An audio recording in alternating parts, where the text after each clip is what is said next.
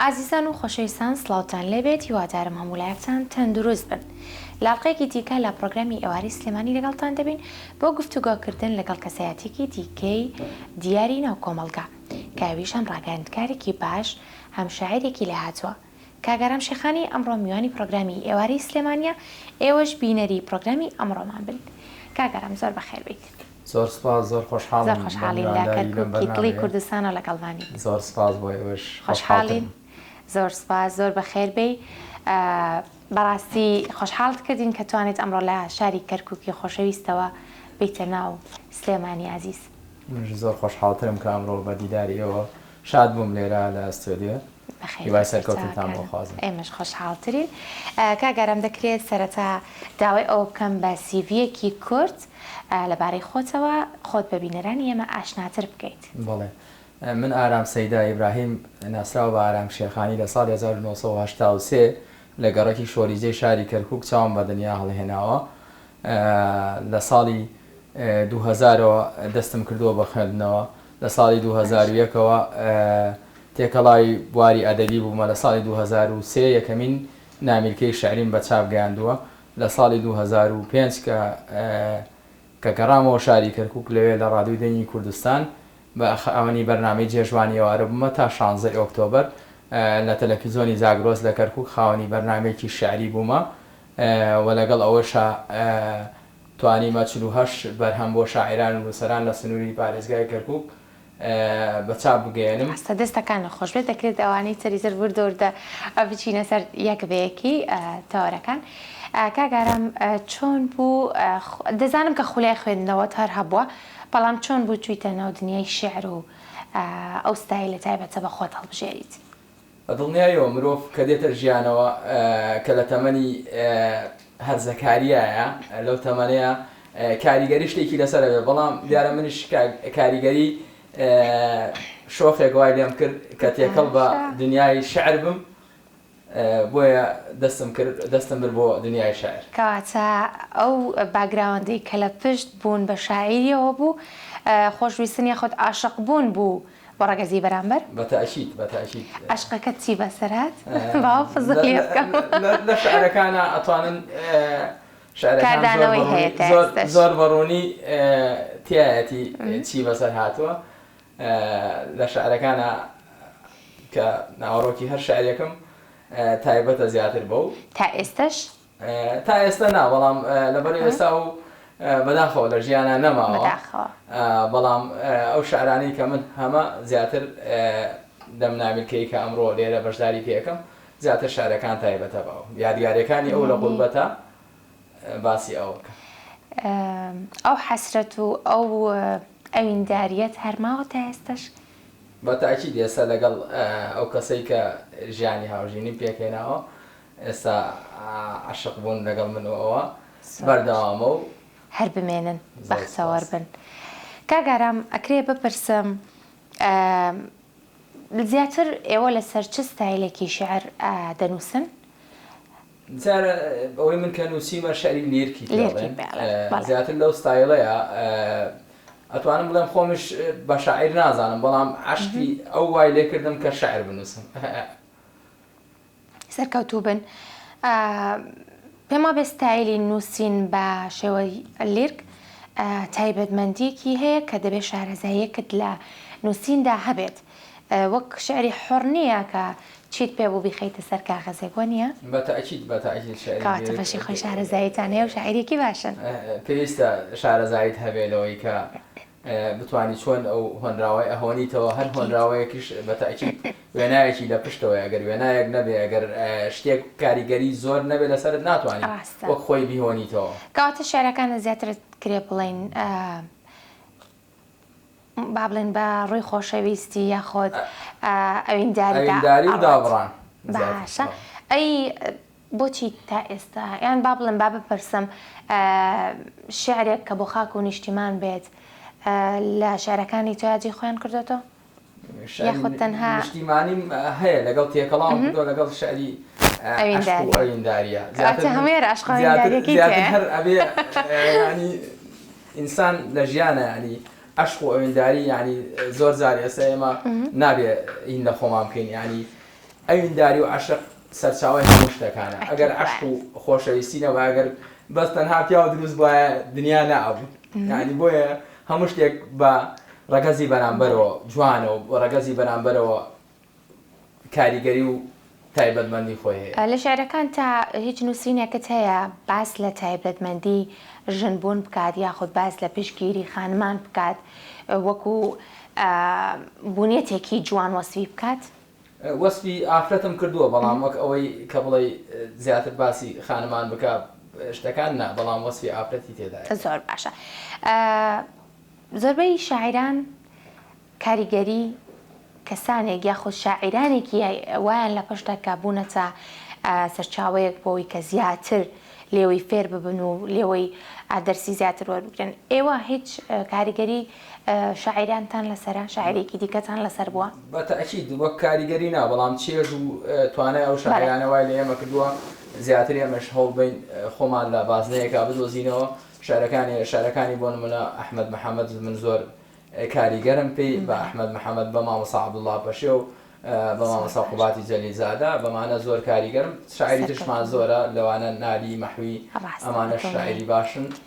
ڕاستە بەدڵنیایی سەرکەوتوو بن پێم خۆشە بۆ سەرەتای گفتوگۆکەمان گوێمان لە شعرێکی بەڕێزت بێت دواتر بەردەوام بە گفتوگۆکە بین. زۆر سوپاس.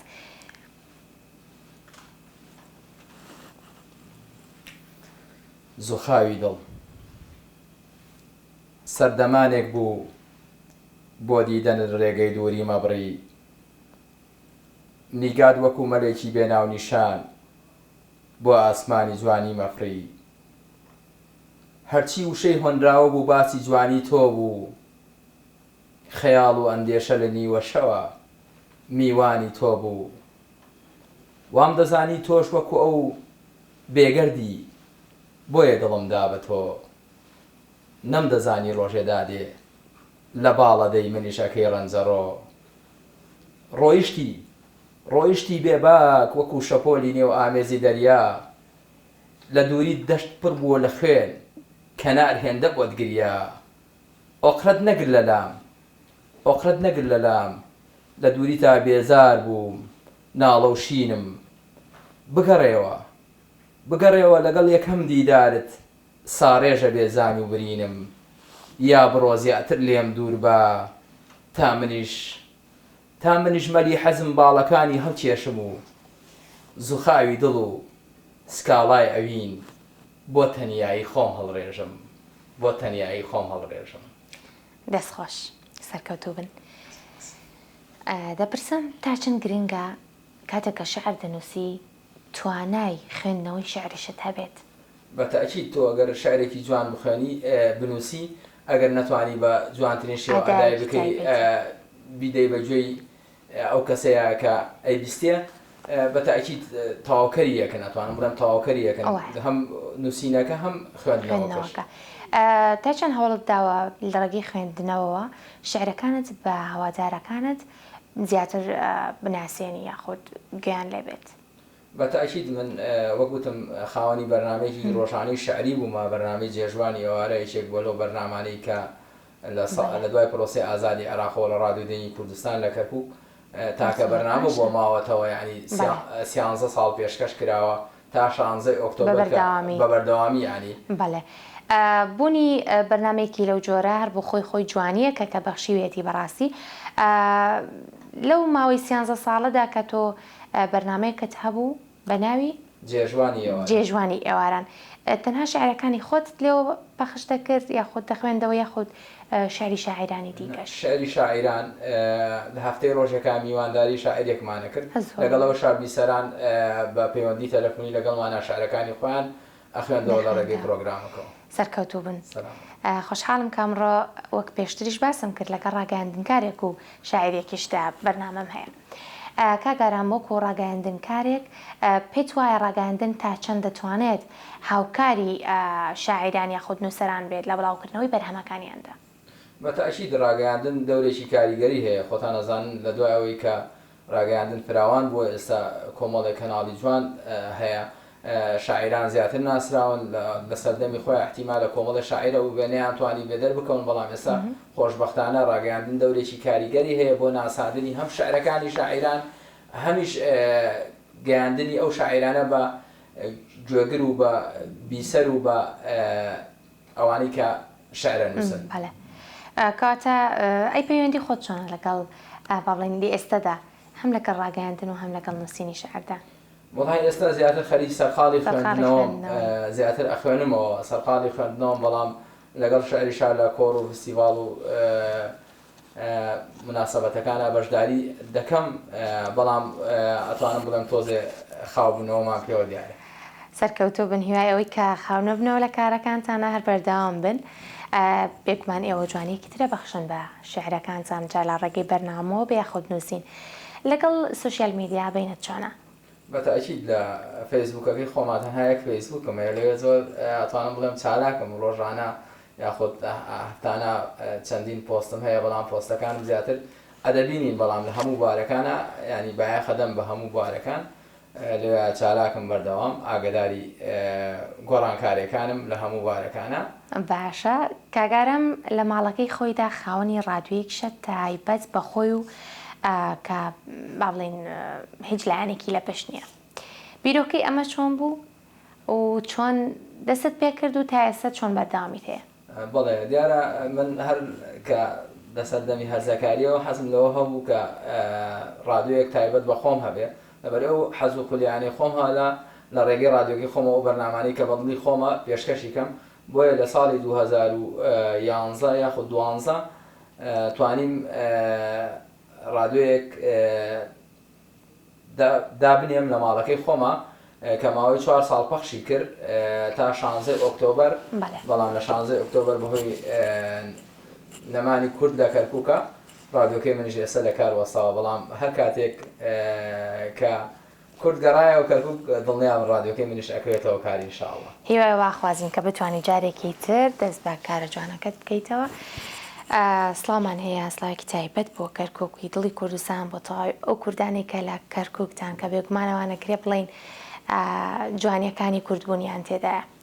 کاگارم لە ڕێگەی ئەو ڕادیۆیی کە خۆت دادنا توانیت با بڵێن بە تەنیا کار بکەی یاخۆت چەند کەسێکی تر لەگەڵ تا هاوکار بەدڵنیاییەوە ڕادیۆکەی من ڕادیۆیەکی شەوانە بوو زیاتر لەبەری خۆمان ڕۆژانە بەسەر قاڵ بین کە شەوان ئەگەڕای لە کاتژمێر 6 ئێوارەوە بۆ 12 شەو 4 هاوڕێی ترشم هاوکارم بوون لە پێشکەشکردنی بەرنامەکانە زۆربەی بەرنامەکانیشمان ڕاستەوخۆ بوو لە ڕێگەی پرۆگرامەکانە لە ساڵی 2016 ڕادیۆکەی من خۆشبەختانە لە شاری کەرکووک لە ڕێگەی چەند پیجێکەوە کە ڕادیۆکانی ناو شاری کەرکووک پلێ یەکەمی بەدەستهێنا لەوەی کە زۆرترین جۆگر و زۆرترین بیسەری هەبوو ڕادیۆی سیما لە کەرکووک. دەستان خۆش بێ بەس هۆکاری ناوەکەی سیما بۆ چێگەڕێتەوە؟ هۆکاری ناوەکەی سیما دیارە من هۆکارەکەی ئەو بوو کە من ئەو ڕادیۆم لە ڕەفیقێکم دۆستێکم کڕی پێشتر هەر بە ناوی ڕادیۆی سیماوە بوو بۆیە منیش هەر پێم خۆش نەبوو ناوەکەی بگۆڕم بۆیە بۆ ناوەوە بەردەوام بووم لەگەڵ سیمایە. سەرکەوتو بن هیوایەوە خوازم کە جارێک تر لە ڕادیۆی سیماوە دەست پێ بکەنەوە بەگوێمان لە شارێکی ترت بێت. فەرموون.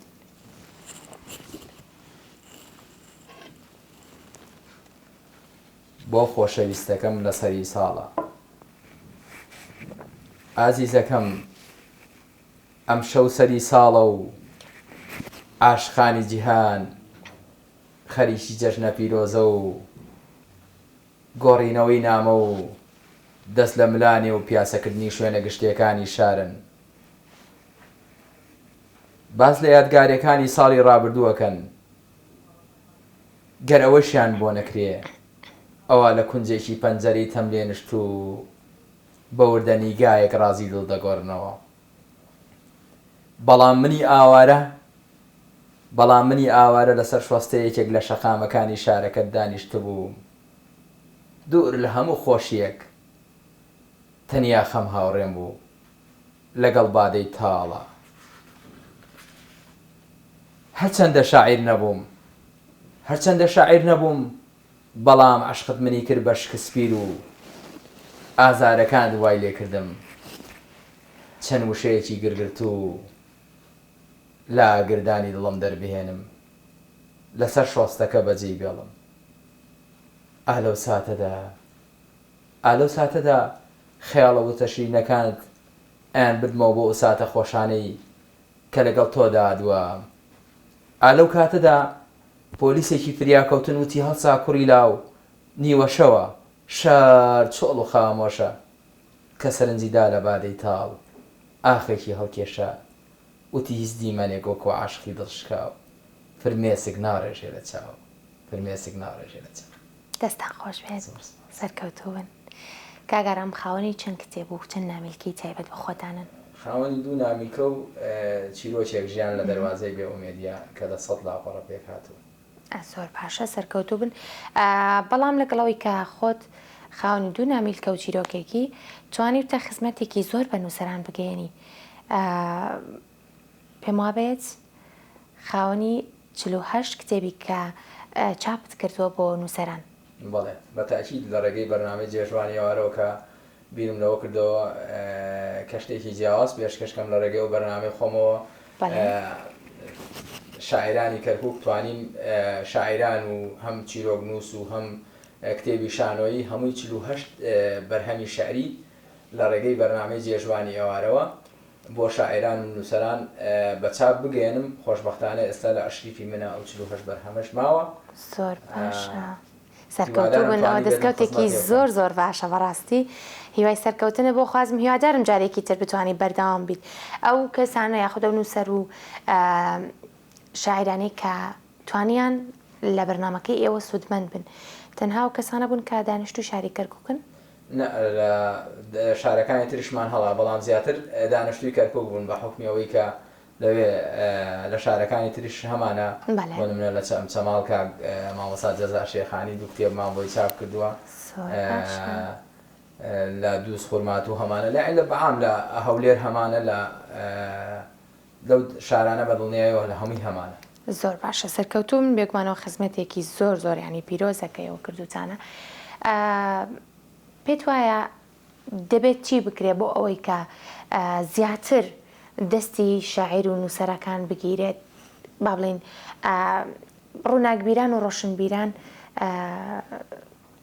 بە ئەستێکی بەرزتر پێش بکەون بەڵێ دیارە وڵاتی ئەمە وڵاتێکی زۆر خەڵکەکەی دایم لە قەیرانان دایم لە هینان ینی ئەوە هۆکارێک بۆ بۆی کە خەڵک هەندێک جار خاو بێتەوە لەسەر دەمی کۆرۆنەشەوە ئێستا خاوبوونەوەیەکی تر هەیە بەڵام خۆشبەختانە ئێستا چالاکیەکان بەردەوامە بەڵام گرنگە بایەخ بێمە بە ئەدەبیاتی خۆمان دێن ئەدەبیاتی کوردی فراوان بکەین پێویستمان بۆیە ئەو کەسانی کە پسپۆرن لەو بوارەیە ینی هاوکاری نووسەران و شاعیران و ئەو کەسانە بکەن کە لەو بوارەیە کارەکەن بۆی بتوانین ئەدەبیاتمان فراوانتر بکەین خۆشبەختانە ئەدەبیاتمان ئێستا فراوان بۆ کۆمەڵێ وشەگەری تازە هاتووەتە ناو ئەدەبیاتی کوردیەوە بەڵام پێویستمان بە زیاترەتە محەکەمان زیاترە بۆی بتوانین بمێنینەوە لە ئاستی جیهانە ئەدەبیاتی کوردی فراوانتر بکەین ئەکی دوایە کاگەرم بەهۆی ئەوەی کە تۆ ساڵانێک لە ناو ڕاگەاندندا کارت کردو و ئەو وەکو شاعرێکی ئەزمونێکی باش لەگەڵ خوێندنەوە هەیە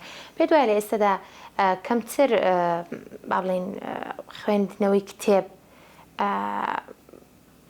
لەلایەن تاکەکانی کۆمەڵگاوە خواستی لەسەر بێت؟ وڵای ئێستا کتێب زۆر ئەکڕێ ئەوەی من ئاگدارم بە حکمیەوەی لەگەڵ دنیای ئەدەبیە ئاگدارم ماوەیە کتێبخانەیەک شەمە بۆ لە شاری کەرکووک بە حکمیەوە ئاگدارم ینی خوێنەرمان هەستاگەیتر نازانم تا چەند ئەی خوێندنەوە کتێب زۆر ئاپرۆشرا خۆشبەختانە ئێستا سەرچاوی باشیش کتێب هەیە لە وڵاتی ئەمە ینی وەک جاران نییە بڵێ سەرچاوەکان دەست ناکەی ئەو کتێبانی کە بەردەست ئەەکەیەوە بە نرخێکی زۆر گونجاویشە ینی پێویستە ئێمە کۆمەلگا یاخود گەنجەکانمان واعی بکەین هەرێکێک لە ئاستی خۆیەوە بۆی بتوانین بەردەوامی لە خوێندنەوە ئەتوانم بڵێم هەموو مرۆڤ پێویستی بۆیە ڕۆژانە ئەگەر نیو کاتژمێریش بێ بخوێنێتەوە ینی خوێندنەوە وەکو شتێکی گرنگی لێ هاتووە لە ژیانی مرۆڤ مرۆڤ پێویستی بۆیە بخوێنێتەوە بتوانێت داهێنان بکە پێت وانیە سوۆشیال میدیا خەریکە جێ بە خوێندنەوەی کتێب لێش بکات؟ بەتەئکید ینی ڕۆژانە خەڵکێکە بینین بۆ ماوەی 8-9 کاتژمێر لە خەریکی سوسیال میدیایە بەڵام ناتوانێت نیو کاتژمێردانیشێ بۆ خوێندنەوەی کتێبێ ئەمە کاریگەرێکی زۆر دروست کردووە لە وڵاتی ئەمەیە ینی بەداخەوە ینی هیوادارم خەڵک بەگشتی بە عام هەمومان هەوڵ بین بخوێنینەوە بۆی فکر و بیرمان هۆشیارتر بکەین. خۆ گەر بەکارهێنەری سوسیال میدیاش بین دەتوانین هەر لە ڕێگەی مۆبایلەکانی خۆمانەوە خوێنەری کتێبێک بین. بەتەئکید بەڵام تاموچێژی ئەو کتێبەی کە ئەگری بەدەستەوە وەکو ئەو نیە لە ڕێگەی ئەو ینی تاموچێژی خۆی هەیە لە لای من وایە تر نازام لە لای خەڵکی تر. باش دەکرێت بپرسم تۆ وەک شاعیرێک لە چ کاتێکدا با بڵین کاتی دیاریکراو هەیە بۆ نووسینی شار یاخود ئەمە ئیلهامێکەوەی تر کەی بەمێشکدا حاڵی کاتی دیاریکراو نییە من شعرێک دوو کۆپلەی نووسی ینی لە کاتێکا بۆم هات دواتر دوای مانیەک تەواوم کرد شعرەکە ینی دوو کۆپلەی بیدایەتم نووسی و دوای مانیەک تەواوم کرد ینی کات و ساتی نییە شعر هەم ئیلهامە هەم بەهرەشە هەم لەگەڵەوەشە معریفەشە پێویستە ئینسان بخوێنێتەوە ینی ئەگەر تۆ تەنها ئیلهام بێ لەواچی نەتوانیت بی بە جوانترین بەو شێوەیە کە ئەتەوێ بیۆنیتەوە بەڵام ئەگەر خوێندنەوە شتە بوو بۆ یەتوانی شعرێکی جوان و نایب کەواتە پێویستە خوێنەرێکی باش بیت لەگەڵ وشەکاندا معرفێک و با بڵێن تعارفێکی باشت هەبێ بۆ ئەوەی کە بتوانانی کاتێکە شعرێکە نووسی بە جوانترین شێوە وشەکان بخەیتە سەر کاغەزێک بنووسین. بەتەئکید گرنگە ئینسان بخوێنێتەوە خوێندنەوە زۆر گرنگە. ئەکید زۆر خۆشحاڵ بووم کە ئەمڕۆ لەم پرۆگرامەیە میوانمان بوویت هیوای سەرکەوتنی زیاتر و گەڕانەوەت بۆ ناو ڕاگەاندن و بۆ ناو خزمەتکردن بە شاری کەرکووکی خۆشەویست. سپاسکەم ڕۆ لەگەڵمان بووی. پارچێک لە شعرێکی ترمان بۆ ئامادە بکە بۆی کۆتایی پرۆگراممان بە شعرێکی بەڕێستان بێت. من زۆر خۆشحاڵ بووم هیوای سەرکەوتنتان بۆ خوازم هیوادارم هەر بەردەوام بن لەم بەرنامانە گرنگە سپاسانەکەم جارێکتر هیوای سەرکەوتنتان بۆ خوازم هیوادارم توانی بێتم وەڵامەکانم لە ئاستەوانە بێ ئەو پرسیارانی جەنابتا بێ کە دابوومێتەوە بە گوێی بیسەران و گوێگرانیشە. زۆر سپاس دووبارە بەخێر بێت بێگومان هەروەها بێت. ئازیزانی من پرۆگرامی ئەمڕۆشمان هاتە کۆتایی تا پرۆگرامێکی تر هیوای سەلامەتی و تەندروستیتان بۆ دەخوازم بە شعرێکی دیکەی کاک ئارام شێخانی تینە کۆتایی پرۆگرام. شاد بن. فەرموو. پێکەنین مەڕوانە لێم گەر تاوێ ڕەنگم نێو بەهار بنوێنێ سەیر نەبێلات گەر جارێ لێوەکانم زەردەخەنە بڕوێنێ بڕوا بکە لەگەڵ شۆڕشی شادی شادڵم گۆگای خەمە لێیە چوونی 2 ساڵ ئەوین لەم هوربەتە زۆر ئەستەمە کاتێ بینیت نیشتووە زەردەخەنە لەسەر لێوم ئەوسا بزانە لە ناخا جگەر سوتا و پەشێوم مەرز نییە پێکەنین هۆی شادی بێ سنووری دڵ بێ سوورانەوەی هەنگ هەموو کاتێ بۆ عاشقی گوڵ بێ منە و کاتە سەوزم کە وەک باران دڵی تینی و ماوەدەی بە عشقی چاوانت خەمی دووری لەگەڵ خۆتا ڕاپێچەکەی کە هەواڵێکتە بیستم منە و کاتە شادە دڵم چونکە مەستم بەو شەماڵی لە لای تۆ هەڵاکا گوڵم لە لای تۆ هەڵاکا گوڵم. دەستەکان نەخۆش بێت.